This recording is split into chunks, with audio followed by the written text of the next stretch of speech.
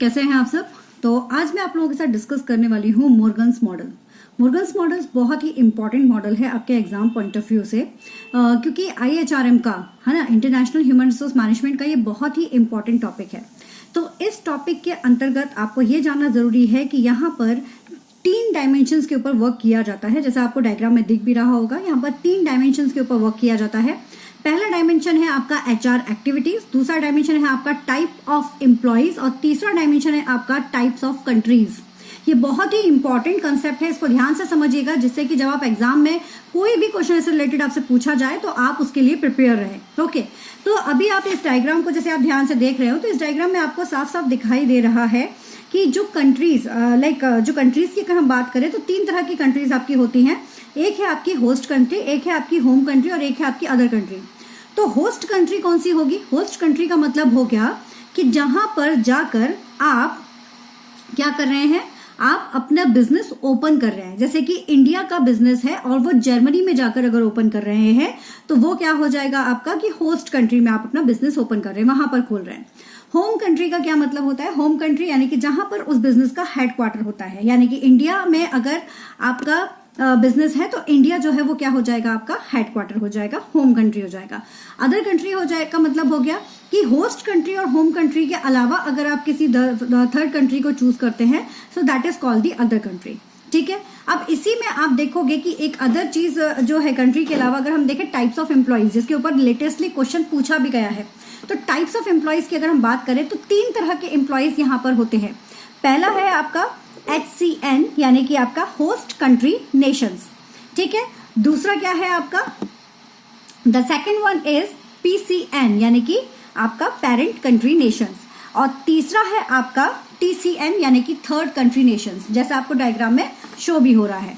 अब ये जो है तीनों, इन तीनों का क्या मतलब है? इन तीनों का मतलब ये होता है कि जैसे पहला आपका बोला गया है होस्ट कंट्री नेशन, तो होस्ट कंट्री नेशन का क्या मतलब हो गया कि वो यहाँ पर जो एम्प्लॉइज हैं, है ना, वो कैसे चूज किए जा रहे हैं? वो एम्प्लॉइज आपके चूज किए जा रहे हैं। बहुत ध्यान से समझिएगा। अभी जैसे मैंने कंट्री बताया ना, होस्ट कंट्री, होम कंट्री।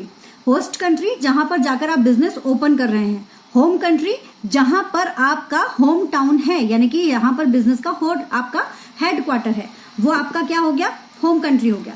तो उसी तरह से अगर आपके जो एम्प्लॉइज हैं, फॉर एग्जाम्पल आपने जर्मनी में अपना बिजनेस ओपन किया है और आप जर्मनी से ही एम्प्लॉइज को ले रहे हैं, तो वो कहलाता है आपका होम कंट्री नेशंस एम्प्लॉय। ठीक है, जर्मनी में आपने बिजनेस ओपन किया है और जर्मनी से ही आप एम्प्लॉइज को ले रहे हैं, तो वो क्या कहलाएगा आपका, वो कहलाएगा आपका होस्ट कंट्री नेशन, कि आपने होस्ट कंट्री से ही एम्प्लॉइज को लिया है। सेकेंड आपका पॉइंट आता है parent country nation. Parent country Nations का क्या मतलब हो गया? पेरेंट यानी कि आपका होम कंट्री। तो होम कंट्री से अगर आप एम्प्लॉइज को ले रहे हैं तो वो आपका होता है पेरेंट कंट्री नेशंस। तो यहाँ पर क्या हो जाएगा कि यहाँ जो एम्प्लॉइज होंगे, यानी कि अगर आपने जर्मनी में भी बिजनेस अगर ओपन किया है तो उसके जो एम्प्लॉइज हैं वो आप इंडिया से ही जाएंगे। तो जर्मनी में बिजनेस है, लेकिन आपकी जो पेरेंट कंट्री है यानी कि जो आपकी होम कंट्री है, वहां से एम्प्लॉइज जा रहे हैं। क्या मतलब निकला कि इंडिया से जर्मनी में एम्प्लॉइज जा रहे हैं वर्क करने के लिए, तो वो हो गया पेरेंट कंट्री नेशन एम्प्लॉइज। कहां से आ रहे हैं? पेरेंट कंट्री से एम्प्लॉइज आ रहे हैं। क्लियर है? थर्ड पॉइंट आपका यहां पर आता है, that is the third country nation. Third country nation क्या कह रहा है?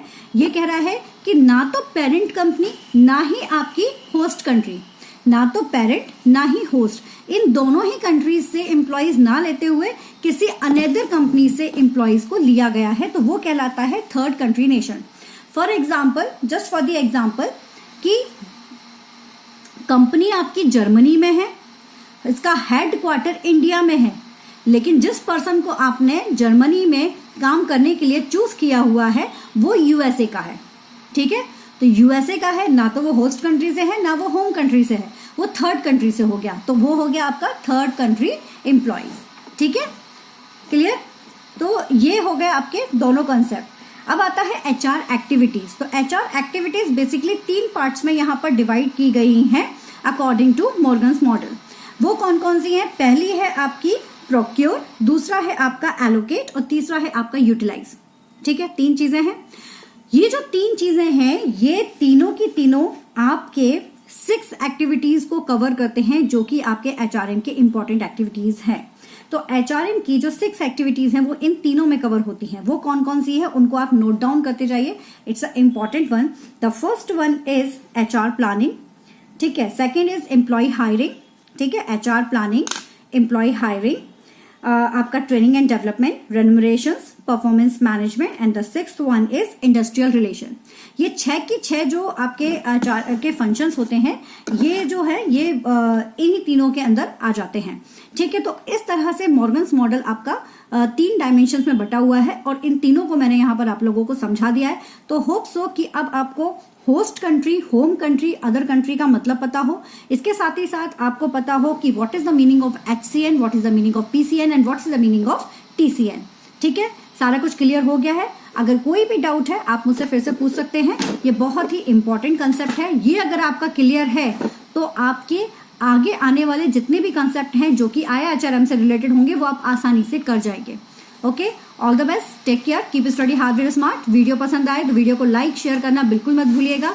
चैनल को सब्सक्राइब कीजिए फर्स्ट टाइम आए हैं तो, और प्लेलिस्ट जरूर चेक कीजिए। यूनिट वाइज और topic wise, sorry subject wise playlist बनी हुई है जो आप लोगों के लिए बहुत ज्यादा हेल्पफुल है। All the best, take care.